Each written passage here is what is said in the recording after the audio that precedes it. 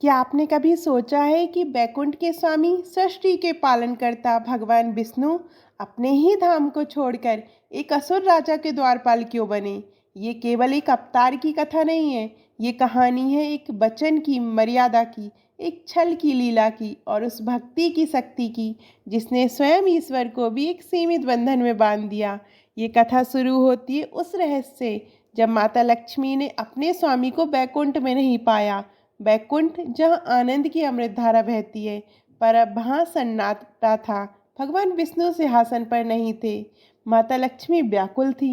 उन्हें पता था कि उनके स्वामी कहाँ हैं, पर उन्हें वापस लाने की शक्ति उनके पास नहीं थी। तभी वीणा की मधुर ध्वनि के साथ देवा ऋषि नारद जी प्रकट होते हैं।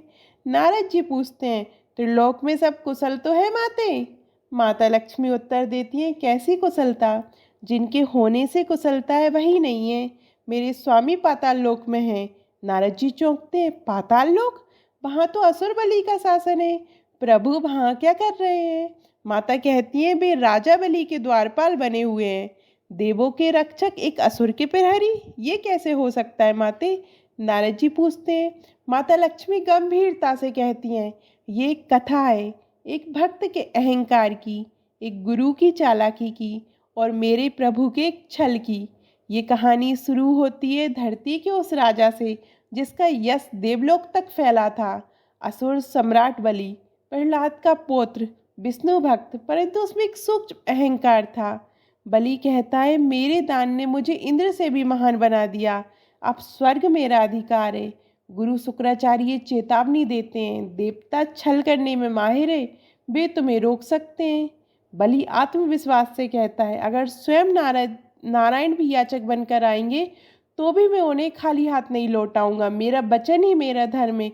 यज्ञ की तैयारी आरंभ होती है। उसी समय एक तेजस्वी ब्राह्मण बालक दरबार में आता है। वामन, विष्णु का अवतार, उनके हाथ में छाता और कमंडल। बलि उनका स्वागत करता है। बलि कहता है, मांगिए ब्राह्मण देव, क्या चाहिए? सोना, गाय, भूमि? वामन मुस्कुराते हैं, मुझे केवल 3 पग भूमि चाहिए जिसे मैं अपने पैरों से नाप सकूं।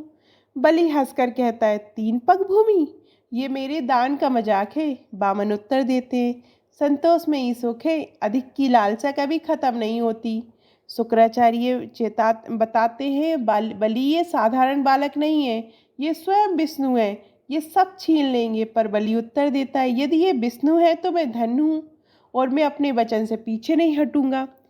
अब शुक्राचार्य माया रचते हैं। वे जल पात्र की नली में सूक्ष्म रूप से छिप जाते हैं ताकि बलि संकल्प ना कर सके। वामन सब समझ जाते हैं। वामन मुस्कुराते हैं और सूखी कुछ घास का एक नुकीला तिनका उठाकर पात्र की नली में डाल देते हैं, जो सीधे शुक्राचार्य की आंख में चुभ जाता है। वे तड़पते हुए बाहर आते हैं और उनकी एक आंख सदा के लिए अंधी हो जाती है। बलि संकल्प लेता है। वामन अब विराट रूप में प्रकट होते हैं। वे त्रिविक्रम हो जाते हैं। उनका आकार पूरे ब्रह्मांड में फैल जाता है। पहला पग संपूर्ण पृथ्वी नाप लेते हैं। दूसरा पग स्वर्ग और ब्रह्मलोक तक नाप लेते हैं। अब तीसरे पग के लिए पूछते हैं, राजन अब तीसरा पग कहाँ रखूं? बलि झुक जाता है, प्रभु मेरा सिर शेष है, इसे ही नाप लीजिए, मेरा अहंकार समाप्त कर दीजिए। भगवान ने उसका सिर दबा दिया और उसका अहंकार कुचल दिया। बलि विनती करता है, प्रभु आपने सब कुछ ले लिया, अब मैं आपको कैसे देखूंगा? विष्णु जी मुस्कुराते हैं, मैं तुम्हारे सुतल लोक में तुम्हारे द्वारपाल बनकर रहूंगा ताकि तुम प्रतिदिन दर्शन कर सको। अब माता लक्ष्मी और नारद की ओर लौटते हैं। नारद जी कहते हैं, प्रभु को वापस लाने का तो एक ही उपाय है, लेकिन आपको देवी नहीं बहन बनकर बलि के पास जाना होगा। माता लक्ष्मी साधारण स्त्री का वेश धारण करती हैं और राजा बलि के पास जाती हैं। बलि पूछता है, देवी आप कौन हैं? माता कहती है, मैं अभागिन हूँ, आज रक्षाबंधन है, मेरा कोई भाई नहीं है।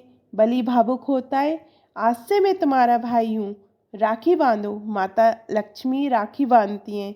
बलि कहता है, मांगो बहन, क्या चाहिए? माता कहती है, मुझे मेरा पति लौटा दो। बलि स्तब्ध रह जाता है। क्या लीला है प्रभु की, जिनके लिए मैं प्रहरी बना वही अब बहन बनकर आई है। फिर मुस्कुराता है। राजा बलि हार सकता है पर भाई नहीं। माते, आप अपने स्वामी को वापस ले जा सकती हैं। और इस तरह रक्षाबंधन का पर्व जन्म लेता है, भाई बहन के प्रेम और वचन की अमर स्मृति में। श्रावण मास की पूर्णिमा अब इतिहास में रक्षाबंधन के नाम से जानी जाती है। आपको रक्षाबंधन की ये कथा कैसी लगी कमेंट में ज़रूर बताइएगा। और अभी तक आपने हमारे चैनल धार्मिक चमत्कार को सब्सक्राइब नहीं किया है तो सब्सक्राइब करिएगा। धन्यवाद।